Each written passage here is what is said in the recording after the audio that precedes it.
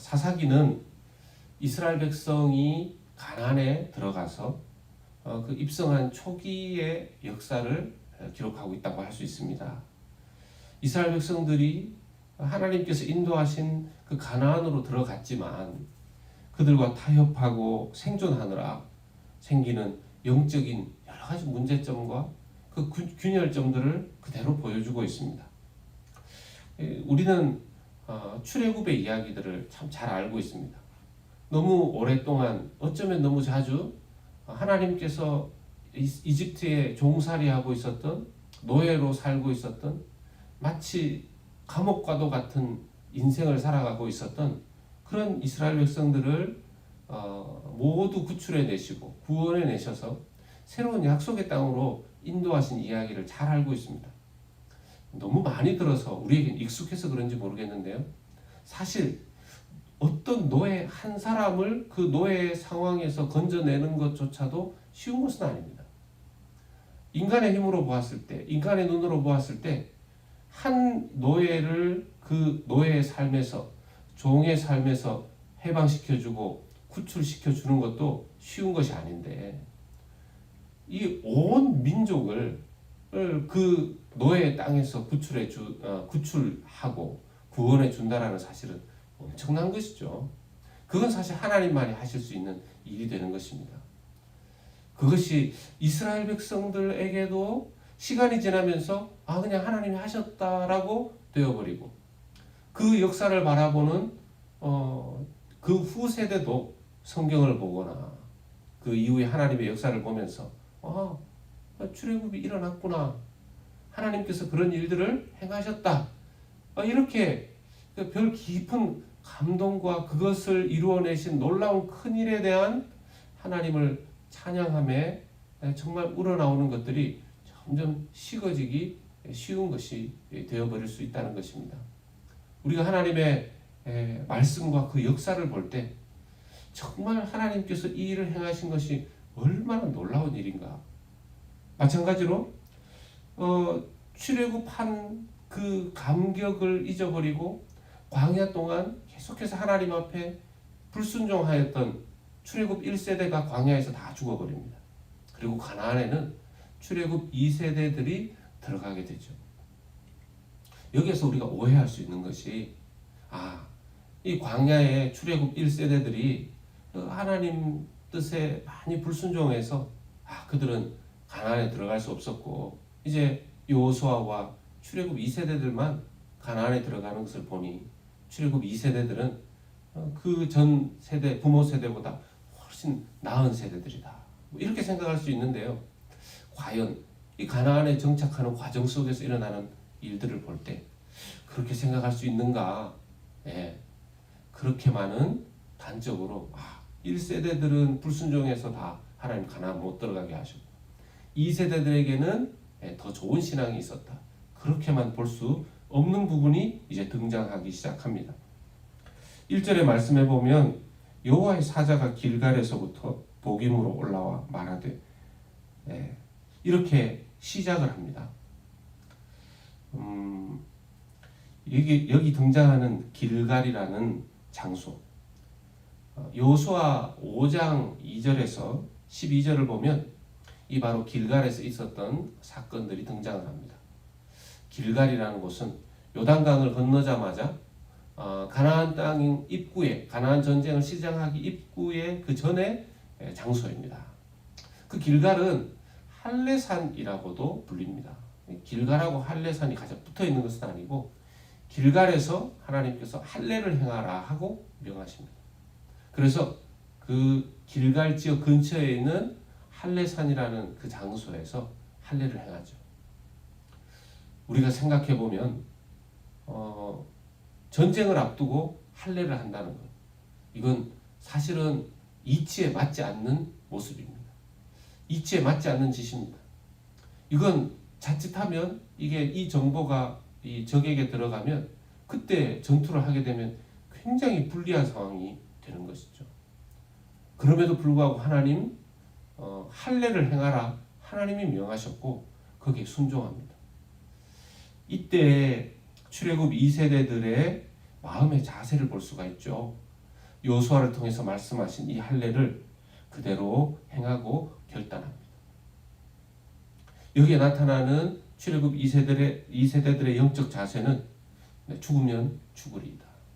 하나님 앞에 결단하고 목숨을 걸겠습니다. 이 가나안 전쟁은 하나님의 전쟁입니다. 죽이든 살리든 알아서 하십시오.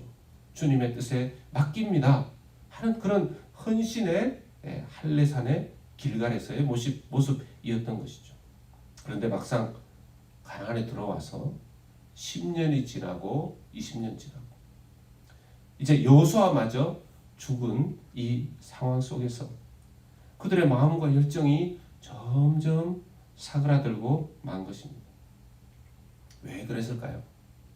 어제 말씀 속에서도 살펴보았지만 그들이 들어와서 유목민족으로서가 아니라 이제 농경지역에서 농사를 지어야 되는데 농사를 지어본 경험도 없는 그 사람들, 그리고 이 수많은 중노동, 농사는 굉장히 많은 손길을 필요로 하죠.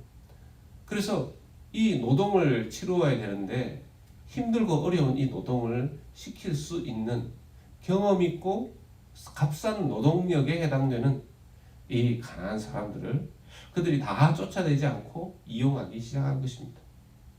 그리고 심지어 요셉 지파 같은 경우에는 그 베델을 점령하기 전에 베델에서 어찌 보면 굉장히 우상 숭배에 앞장섰던 한 사람의 정보를 듣고 베델을 치고 그 사람 살려줍니다.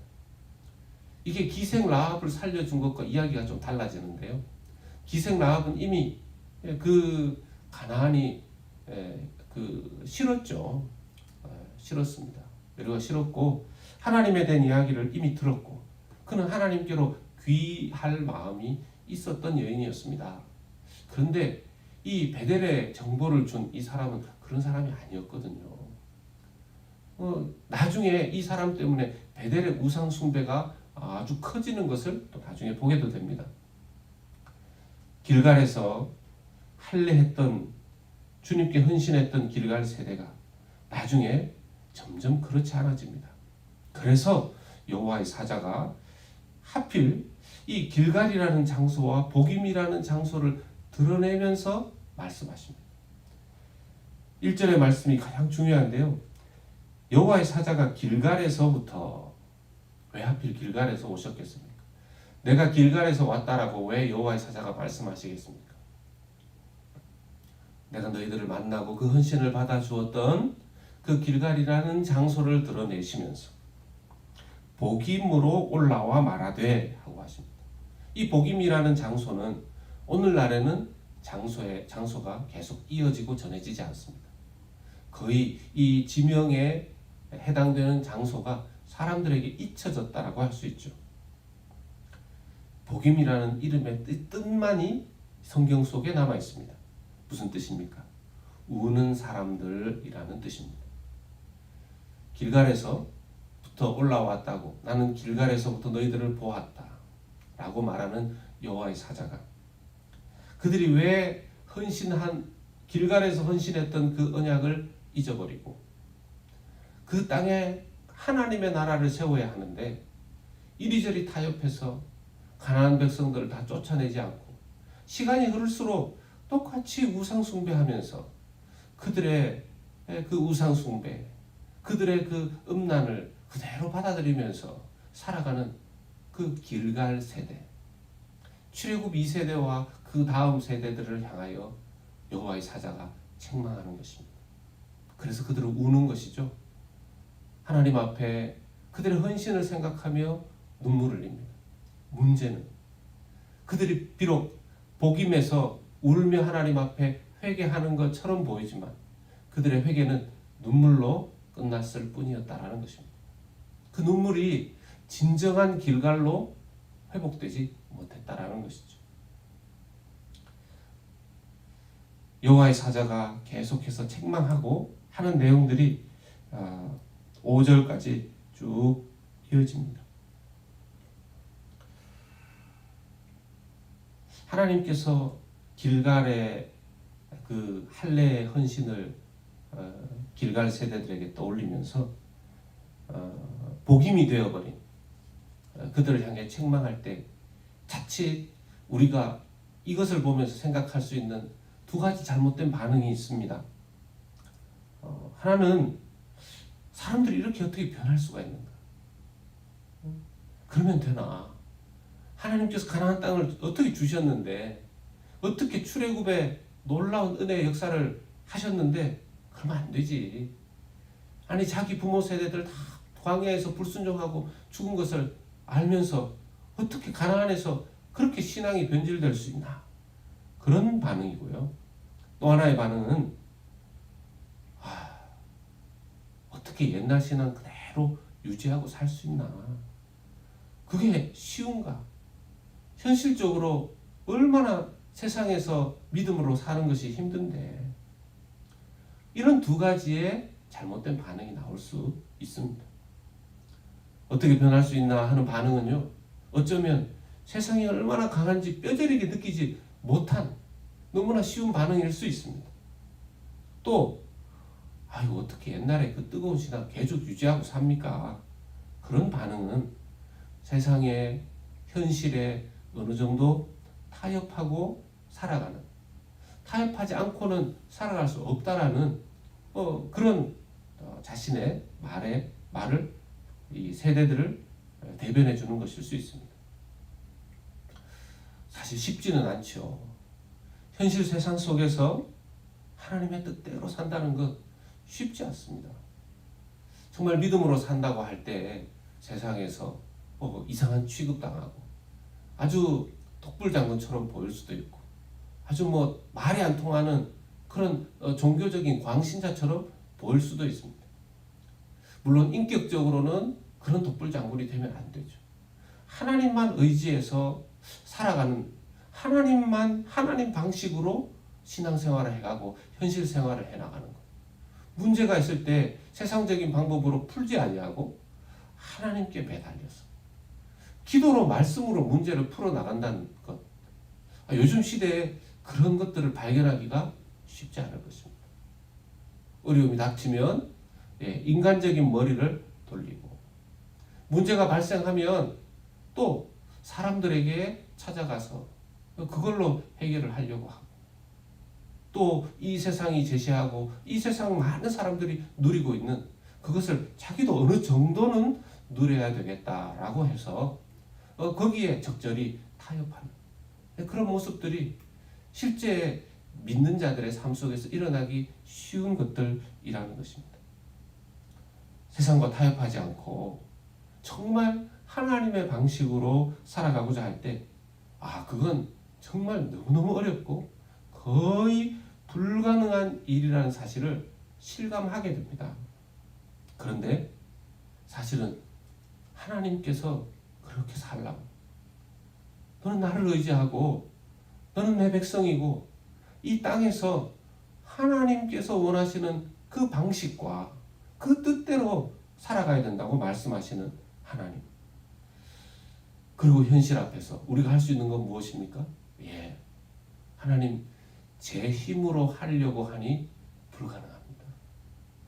이 상황 속에서 인간적으로는 타협하는 방법 또는 이 현실을 떠나는 방법, 두 가지만 있는 것 같이 보이는데 그런 인간적인 방법이 아니라 하나님 도와주십시오. 하나님을 의지합니다. 그러면서 정말 기도와 말씀의 자리로 나아가는 것이 1차적으로 이 세상을 하나님 뜻대로 살아가려고 하는 성도들의 자세가 되어야 할 줄로 믿습니다. 정말 신앙으로 사는 것이 세상에서 너무너무 힘들다고 고백하면서 하나님 앞에 기도하는 자만이 정말 하나님 뜻대로 이 세상을 살아보려고 좀 노력하는 사람들만이 할 수 있는 고백이 될 것입니다. 길갈의 신앙으로 회복되는 것.